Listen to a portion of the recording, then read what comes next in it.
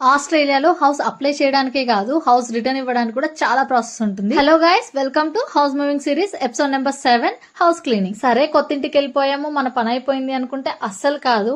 మనం ఉన్న హౌస్ ని కూడా రిటర్న్ చేసేటప్పుడు మొత్తం క్లీన్ చేసి ఇవ్వాలి. అది కూడా పైన క్లీన్ చేయడం కాదు, మనం హౌస్ కి ఎంటర్ అయ్యేటప్పుడే వాళ్ళ కండిషన్ రిపోర్ట్ అని ఒక రిపోర్ట్ ఇస్తారు. అందులో హౌస్ లో ఏమేమి డ్యామేజెస్ ఉన్నాయి, లేదంటే ఎక్కడైనా మరకలు ఉన్నాయా, ఎంత క్లీన్ గా ఉంది, విత్ పిక్చర్స్ తో సహా ఇంక్లూడ్ అయి ఉంటుంది. సో ఆ రిపోర్ట్ ప్రకారం చూసుకొని మనం రిటర్న్ చేసేటప్పుడు కూడా క్లియర్ కట్ గా అంతా క్లీన్ చేసి ఇవ్వాలి. లేదంటే మనం పే చేసిన బాండ్ అమౌంట్ లో half the amount are full amount వాళ్ళే ఉంచేసుకుంటారు సమ్ టైమ్స్. అందుకోసమే మేము ప్రొఫెషనల్ క్లీనర్స్ తో కూడా మాట్లాడాము, ఇట్లా end of the house cleaning ఉంది అని.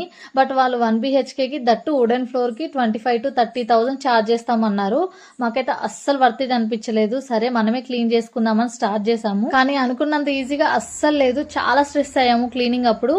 అసలు ఎలా క్లీన్ చేసాము, అసలు బాండ్ అమౌంట్ ఎంత వచ్చిందని నెక్స్ట్ వీడియోలో పోస్ట్ చేస్తాను. See you on next video.